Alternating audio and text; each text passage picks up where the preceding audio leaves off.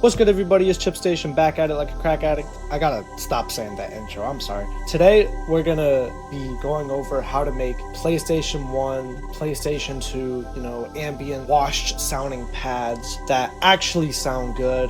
I'm gonna teach you the effects to use, the processing, the envelopes. We're gonna do it quick. So, what you wanna do first, you wanna find a good bass sound.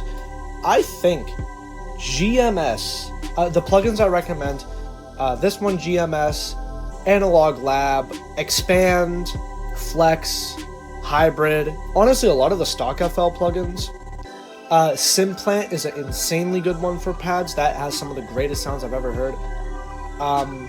One-shot synth samples are also really good. The reason why we're going with GMS today is because, I'm gonna be honest, I saw a TikTok video just like showing off this plugin. I thought it was cool, and also it has a very lo-fi degraded sound already, and that is what we're gonna go for. So basically, you want to start off with a big sounding chord. Actually, you just start off with any chord that sounds good from the get-go. We're gonna turn this off for a second. This is just a minor ninth chord with a sustain chord stacked on top of it. So basically, we're just gonna play this. You actually want to drag it out for like that amount of time. Drag it out for a really long time. And then what you're gonna do is you want to add a reverb. Two good reverbs I recommend is Fruity Convolver and Valhalla Supermassive, because these are super deep, long reverbs. With Valhalla Supermassive, just play around with it.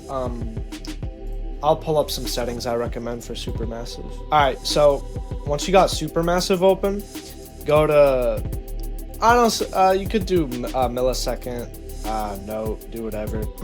You want to turn up the mix, lower the width down to here. You want to turn up the feedback just a little bit, turn up the density by a lot, and then you want to turn up the warp. So this is what it sounds like without the effect. All we have is a high pass filter. Yeah, high pass filter.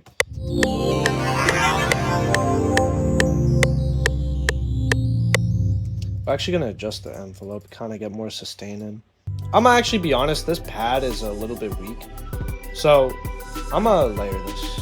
I'm gonna copy and paste to GMS. I'm gonna move it down. There, that sounds really good. So here's what it sounds like with Valhalla Supermassive.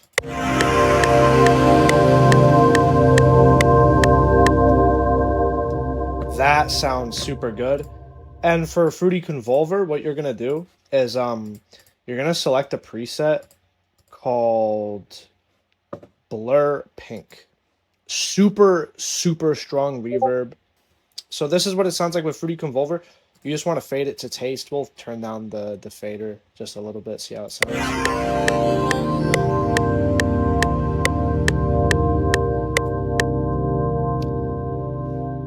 I'm gonna keep it a buck. I think Supermassive sounds a little bit better, so we're gonna go with that. What you're gonna do is we're gonna do some prep. So we have our pad, sounds awesome. You're gonna copy this chord. You're gonna go to a separate pattern, and you're gonna select where it says sampler, and you're gonna paste. Okay? This, so if you want to layer more stuff on top of it, you have a guide of all the notes that are used. So basically, we go back here. This is our pattern with the pad. I'm gonna name it pad. This one's gonna be called pad, and this one's gonna be called guide. Don't worry about guide right now. Go to pad. Quick render as audio clip. Alright, so now we have it consolidated as an audio file. So you want to go in here, you want to double click it, and then right click on the little waveform, and then press open a new sampler channel. Leave it on resample. That's what's going to give you that kind of Gaussian blur when you play it at a lower pitch. For envelope, I recommend starting off with a box shape. Release 18%, attack time 18%, so now you have... So it don't sound that bad. Now, we play it at a lower pitch. So it's that low pitch that has the magic. you know, that Gaussian blur sound. And what we can do, honestly, bring it to the mixer track that has the Valhalla Supermassive, just so it has more of a washed reverb sound. Like, that sounds insane. So it's like double the reverb, so it's just a blur. Okay, so we're just going to create a pattern real quick. We're just going to select some notes that sound good.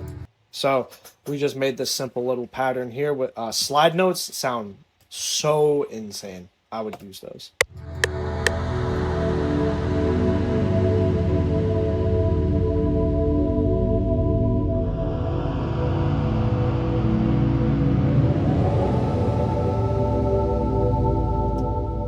That sounds so good. That sounds insane. That's like, reminds me of Aquatic Ambience from Donkey Kong. So we're gonna go back to the pattern with this on it, the little chord guide pattern. What you're gonna do is that you're gonna copy and paste the MIDI, go back to the pattern with the what's it called, the notes on it. What you're gonna do is that you're just gonna line up this bottom note with whatever note is being played. You're just gonna do that. And since we got that slide note there. So now, that's the actual chord being played. Because this note is this entire chord, if that makes sense. So now you have a guide. And another tip is that you wanna have your pad, your chord be at C, so you don't have to tune it later, so it's just easier. But yeah, honestly, that's kind of it for this tutorial. That's just basically how you do it. Yeah, see ya.